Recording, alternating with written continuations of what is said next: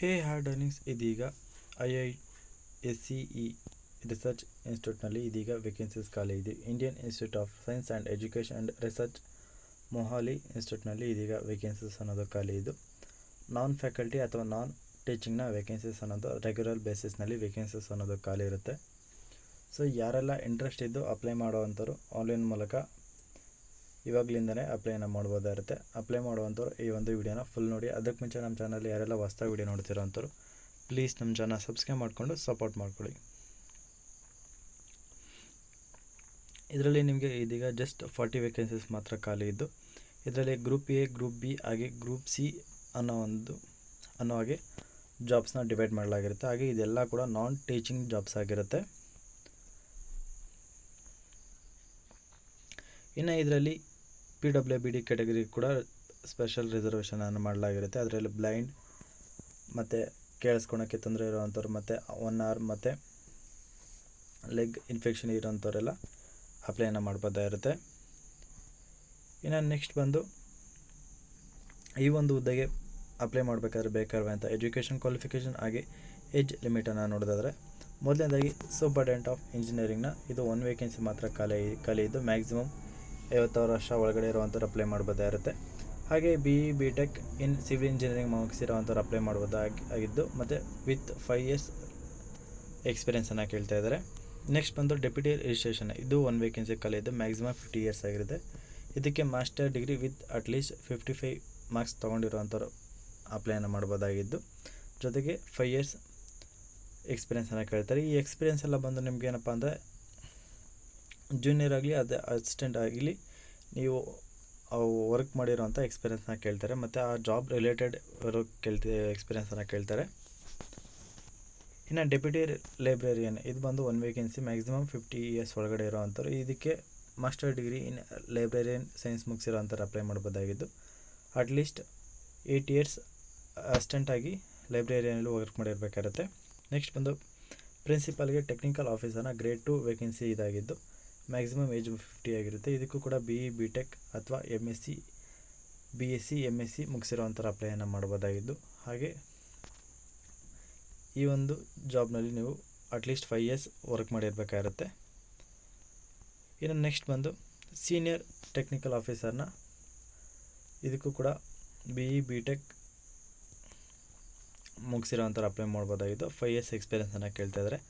Assistant executive engineer ಇದಕ್ಕೂ ಕೂಡ maximum 40 years ಒಳಗಡೆ ಇರೋವಂಥವ್ರು ಅಪ್ಲೈ ಮಾಡ್ಬೋದಾಗಿದ್ದು, ಹಾಗೆ ಫಸ್ಟ್ ಕ್ಲಾಸ್ ಬ್ಯಾಚುಲರ್ ಡಿಗ್ರಿ ಇನ್ ಸಿವಿಲ್ ಅಥವಾ ಎಲೆಕ್ಟ್ರಾನಿಕ್ ಇಂಜಿನಿಯರ್ ಮುಗಿಸಿರೋವಂಥವ್ರು ಅಪ್ಲೈ ಮಾಡ್ಬೋದಾಗಿದ್ದು 5 years ಎಕ್ಸ್ಪೀರಿಯೆನ್ಸನ್ನು ಕೇಳ್ತಾ ಇದ್ದಾರೆ.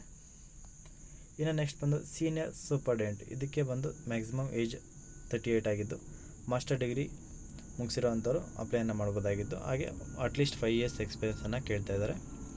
ಇನ್ನು ನೆಕ್ಸ್ಟ್ ಬಂದು ಲೈಬ್ರರಿಯನ್ ಸೂಪರ್ಡೆಂಟ್, ಇದಕ್ಕೆ ಕೂಡ ಮ್ಯಾಕ್ಸಿಮಮ್ ಏಜ್ 38 years ಆಗಿದ್ದು ಮಾಸ್ಟರ್ ಡಿಗ್ರಿ ಇನ್ ಲೈಬ್ರರಿಯನ್ ಸೈನ್ಸಲ್ಲಿ ಎಜುಕೇಷನ್ ಮುಗಿಸಿರೋರು ಅಪ್ಲೈ ಮಾಡ್ಬೋದಾಗಿದ್ದು, ಅಥವಾ master degree in librarian science ಅಥವಾ ಲೈಬ್ರರಿಯನ್ ಇನ್ಫಾರ್ಮೇಷನ್ ಸೈನ್ಸ್ ಮುಗಿಸಿರೋವಂಥವ್ರು ಅಪ್ಲೈ ಮಾಡ್ಬೋದಾಗಿದ್ದು 5 years ಲೈಬ್ರರಿಯಲ್ಲಿ ವರ್ಕ್ ಮಾಡಿರಬೇಕಾಗುತ್ತೆ.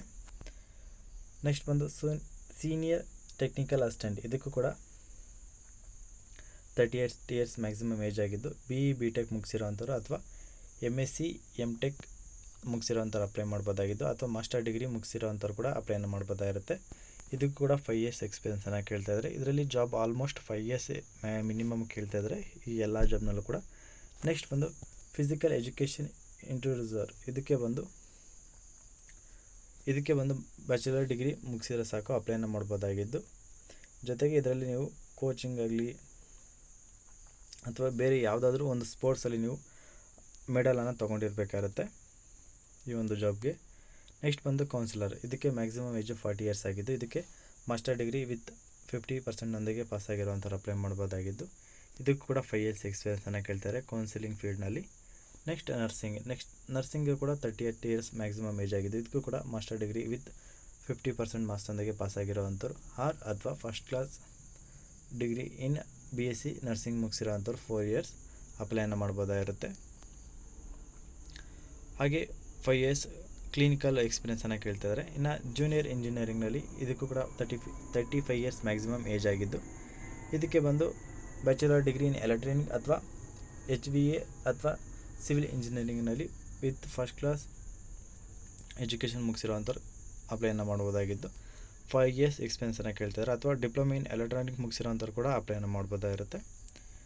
ಇನ್ನು ನೆಕ್ಸ್ಟ್ ಬಂದು ಜೂನಿಯರ್ಸ್ ಟ್ರಾನ್ಸ್ಲೇಟರ್. ಇದಕ್ಕೆ ಬಂದು ಮ್ಯಾಕ್ಸಿಮಮ್ ಏಜ್ 35 ಆಗಿದ್ದು ಇದಕ್ಕೂ ಕೂಡ ಮಾಸ್ಟರ್ ಡಿಗ್ರಿ ಮುಗಿಸಿರ್ಬೇಕಾಗುತ್ತೆ. ಅದರಲ್ಲಿ ಬಂದು ಹಿಂದಿ ವಿತ್ ಇಂಗ್ಲೀಷ್ ಅಥವಾ ಇಂಗ್ಲೀಷ್ ವಿತ್ ಹಿಂದಿ ಎರಡರಲ್ಲಿ ಒಂದು ಮುಗಿಸಿರ್ಬೇಕಾಗುತ್ತೆ. ಇದರಲ್ಲಿ ಯಾಕೆಂದರೆ ಟ್ರಾನ್ಸ್ಲೇಟರ್ ಆಗಿರೋದ್ರಿಂದ ಹಿಂದಿ ಬೇಕಾಗಿರುತ್ತೆ ಮತ್ತು ಇಂಗ್ಲೀಷ್ ನಿಮಗೆ ಅಂಡರ್ಸ್ಟ್ಯಾಂಡಿಂಗ್ ಆಗೋದಕ್ಕೋಸ್ಕರ ಹಿಂದಿ ಅಥವಾ ಇಂಗ್ಲೀಷ್ ಎರಡು ಕೂಡ ಮುಗಿಸಿರೋವಂಥವ್ರು ಬೇಕಾಗಿರುತ್ತೆ. ಹಾಗೆ ಇದರಲ್ಲಿ ನಿಮಗೆ ಟೈಪಿಂಗ್ ಸ್ಕಿಲ್ ಟೆಸ್ಟ್ ಮಾಡ್ತಾರೆ ಅಟ್ಲೀಸ್ಟ್ 5 yearsಲ್ಲಿ. ನೆಕ್ಸ್ಟ್ ಬಂದು ಗ್ರೂಪ್ ಸಿ ಫಸ್ಟ್ ಅಂದರೆ ಪ್ಯಾರಾಮೆಟ್ರಿಕ್ಸ್. ಇದಕ್ಕೆ ಬಂದು 33 years ಮ್ಯಾಕ್ಸಿಮಮ್ ಏಜ್ ಆಗಿದೆ. ಇದಕ್ಕೂ ಕೂಡ ಬ್ಯಾಚುಲರ್ ಡಿಗ್ರಿ ವಿತ್ 55 ಮಾರ್ಕ್ಸ್ ಒಂದಕ್ಕೆ ಪಾಸ್ ಆಗಿರೋ ಸಾಕು ಅಪ್ಲೈ ಮಾಡ್ಬೋದಾಗಿತ್ತು. ಇದಕ್ಕೂ ಕೂಡ ರಿಲೆವೆಂಟ್ ಫೀಲ್ಡ್ನಲ್ಲಿ ನೀವು 5 years ಎಕ್ಸ್ಪೀರಿಯನ್ಸನ್ನು ಕೇಳ್ತಾ ಇದ್ದಾರೆ. ನೆಕ್ಸ್ಟ್ ಬಂದು ಜೂನಿಯರ್ ಟೆಕ್ನಿಕಲ್ ಅಸಿಸ್ಟೆಂಟ್. ಇದಕ್ಕೆ ಬಂದು ಮ್ಯಾಕ್ಸಿಮಮ್ 33 years ಆಗಿದ್ದು ಇದಕ್ಕೆ ಒಂದು ಬ್ಯಾಚುಲರ್ ಡಿಗ್ರಿ ಇನ್ ಸೈನ್ಸ್ ಮುಗಿಸಿರೋವಂಥವ್ರು ಅಥವಾ ಟೆಕ್ನಾಲಜಿ ಇಂಜಿನಿಯರಿಂಗ್ ಮುಗಿಸಿರೋವಂಥವ್ರು ಅಪ್ಲೈ ಮಾಡ್ಬೋದಾಗಿದ್ದು 5 years ರಿಲೆವೆಂಟ್ ಫೀಲ್ಡ್ನಲ್ಲಿ ಎಕ್ಸ್ಪೀರಿಯನ್ಸ್ ಕೇಳ್ತಾ ಇದ್ದಾರೆ. ಇನ್ನು ನೆಕ್ಸ್ಟ್ ಬಂದು junior officer assistant multi skills ಇರೋವಂಥವ್ರಿಗೆ ಜಾಬ್ ಇದ್ದು 11 ವೇಕೆನ್ಸಿ ಖಾಲಿ ಇದ್ದು 33 ವರ್ಷ ಮ್ಯಾಕ್ಸಿಮಮ್ ಏಜ್ ಆಗಿರುತ್ತೆ. ಇದಕ್ಕೂ ಕೂಡ ಬ್ಯಾಚುಲರ್ ಡಿಗ್ರಿ ವಿತ್ 50 ಮಾರ್ಕ್ಸ್ ಒಂದಿಗೆ ಪಾಸ್ ಆಗಿರೋ ಸಾಕು ಅಪ್ಲೈ ಮಾಡ್ಬೋದಾಗಿದ್ದು ಇದಕ್ಕೆ ಬಂದು ರಿಲೆವೆಂಟ್ ಫೀಲ್ಡ್ನಲ್ಲಿ ನೀವು 4 years ವರ್ಕ್ ಮಾಡಿರಬೇಕಾಗುತ್ತೆ. ಇನ್ನು ನೆಕ್ಸ್ಟ್ ಬಂದು ಜೂನಿಯರ್ ಆಫೀಸರ್ ಅಸಿಸ್ಟೆಂಟ್ನ 3 ವೇಕೆನ್ಸಿ ಮ್ಯಾಕ್ಸಿಮಮ್ 33 years ಏಜ್ ಆಗಿದ್ದು ಬ್ಯಾಚುಲರ್ ಡಿಗ್ರಿ ವಿತ್ 50% ಮಾರ್ಕ್ಸ್ ಒಂದಿಗೆ ಪಾಸ್ ಆಗಿರಬೇಕು. ಮಿನಿಮಮ್ 4 years ಎಕ್ಸ್ಪೀರಿಯನ್ಸ್ ಕೇಳ್ತಿದ್ದಾರೆ. ಅಟೆಂಡೆಂಟ್ ಇದಕ್ಕೆ ಬಂದು 1 ವೇಕೆನ್ಸಿ 33 ಮ್ಯಾಕ್ಸಿಮಮ್ ಏಜ್ ಆಗಿದ್ದು ಇದಕ್ಕೆ ಬಂದು ನೀವು 10th ಅಥವಾ ಡಿಪ್ಲೊಮೊ ಮುಗಿಸಿರೋ ಸಾಕು ಅಪ್ಲೈನ ಮಾಡ್ಬೋದಾಗಿರುತ್ತೆ. ಮತ್ತು ರಿಲೆವೆಂಟ್ ಫೀಲ್ಡ್ನಲ್ಲಿ 3 years ಎಕ್ಸ್ಪೀರಿಯನ್ಸ್ನ ಕೇಳ್ತಿದ್ದಾರೆ. ಸೊ ಇಷ್ಟೇ ಟೋಟಲ್ ಹುದ್ದೆಗಳು ಬಂದು 40 ವೇಕೆನ್ಸೀಸ್ ಆಗಿರುತ್ತೆ. ಇದೆಲ್ಲ ನಿಮಗೆ ನಾನ್ ಟೆಕ್ನಿಕಲ್ನ ವೇಕೆನ್ಸೀಸ್ ಆಗಿರುತ್ತೆ. ಇನ್ನು ಇದರಲ್ಲಿ ನಿಮಗೆ ಎಕ್ಸಾಮಿನೇಷನ್ ಇರುತ್ತೆ, ಸ್ಕಿಲ್ ಟೆಸ್ಟ್ ಇರುತ್ತೆ, ಡಾಕ್ಯುಮೆಂಟ್ ವೆರಿಫಿಕೇಷನ್ ಇರುತ್ತೆ, ಜೊತೆಗೆ ಮೆಡಿಕಲ್ ಎಕ್ಸಾಮಿನೇಷನ್ ಕೂಡ ಇರುತ್ತೆ. ಇದರಲ್ಲಿ ನೀವು ಯಾರೆಲ್ಲ ಅಪ್ಲೈಯನ್ನು ಮಾಡುವಂಥವ್ರು ಅಫಿಷಿಯಲ್ ವೆಬ್ಸೈಟ್ ಆದ www.isc.mohali.ac.in ಈ ಒಂದು ಅಫಿಷಿಯಲ್ ವೆಬ್ಸೈಟ್ನ ಮೂಲಕ ನೀವು ಅಪ್ಲೈಯನ್ನು ಮಾಡಬಹುದಾಗಿರುತ್ತೆ. ಬೇಕಾಗಿರೋ ಒಂದು ಡಾಕ್ಯುಮೆಂಟ್ನ ಅಟ್ಯಾಚ್ ಮಾಡಿ.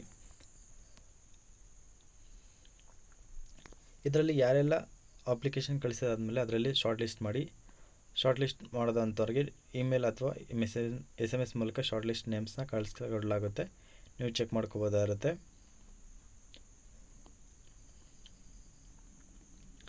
ಇದರಲ್ಲಿ ನಿಮಗೆ ಎಕ್ಸಾಮಿನೇಷನ್ ಮತ್ತು ಆಲ್ ಟಿಕೆಟ್ನೆಲ್ಲ ನೀವು ಆನ್ಲೈನಲ್ಲಿ ಅಥವಾ ನಿಮ್ಮ ಅದರಲ್ಲಿರುವಂಥ ಅಫಿಷಿಯಲ್ ವೆಬ್ಸೈಟಲ್ಲಿ ನೀವು ಚೆಕ್ ಮಾಡ್ಕೋಬೋದಾಗಿರುತ್ತೆ. ಯಾವಾಗ ಏನು ಅಂತಾರೆ ಎಲ್ಲ ಅಪ್ಡೇಟ್ ಮಾಡ್ತಿರ್ತಾರೆ. ಇನ್ನು ನೆಕ್ಸ್ಟ್ ಬಂದು ಅಪ್ಲಿಕೇಶನ್ ಫೀಸ್ ಬಂದು ಯಾರೆಲ್ಲ ಅನ್ರಿಸರ್ವ್ ಕ್ಯಾಟಗರಿ ಇದ್ರೋ ಅವ್ರಿಗೆ ಬಂದು ₹1,100 ಪ್ಲಸ್ GST 18% ₹198, ₹1,298 ಪೇ ಮಾಡಬೇಕಾಗುತ್ತೆ. ನಾನು ನಿಮಗೆ ಟೋಟಲಾಗಿ ಹೇಳ್ತೀನಿ. EWS ಅಂದರೆ ಎಕನಾಮಿಕಲಿ ವೀಕರ್ ಸೆಕ್ಷನ್ ಇರೋವಂಥವ್ರಿಗೆ ₹708, OBC ಕ್ಯಾಟಗರಿಗೆ ₹1,298. ಇನ್ನು SC ST ಆಗಿ PWBD ಮತ್ತು ಎಕ್ಸ್ ಸರ್ವಿಸ್ಮೆನ್ ಫಿಮೇಲ್ ಕ್ಯಾಂಡಿಡೇಟ್ ಇದ್ದರೆ ಅವ್ರಿಗೆ ಯಾರಿಗೂ ಕೂಡ ಅಪ್ಲಿಕೇಶನ್ ಫೀಸ್ ಅನ್ನೋದು ಇರೋದಿಲ್ಲ. ಇದರಲ್ಲಿ ಏನಪ್ಪ ಅಂದರೆ in case cancellation in post ಅಥವಾ GST will be not refundable. ಅಂದರೆ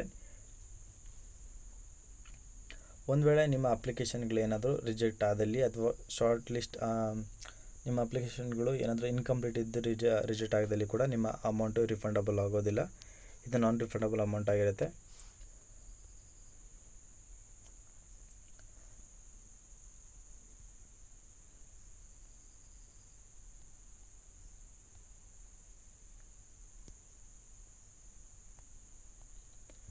ಇನ್ನು ನೆಕ್ಸ್ಟ್ ಬಂದು ನಿಮಗೆ ಈ ಒಂದು ವೇಕೆನ್ಸಿಗೆ ಅಪ್ಲೈ ಮಾಡೋಕ್ಕೆ ಈಗಾಗಲೇ ಶುರುವಾಗಿದ್ದು ನಿಮಗೆ ಜೂನ್ 15ನೇ ತಾರೀಕು ಸಂಜೆ 5 ಗಂಟೆವರೆಗೂ ಟೈಮ್ ಇರುತ್ತೆ ಅಪ್ಲೈಯನ್ನು ಮಾಡೋದಕ್ಕೆ.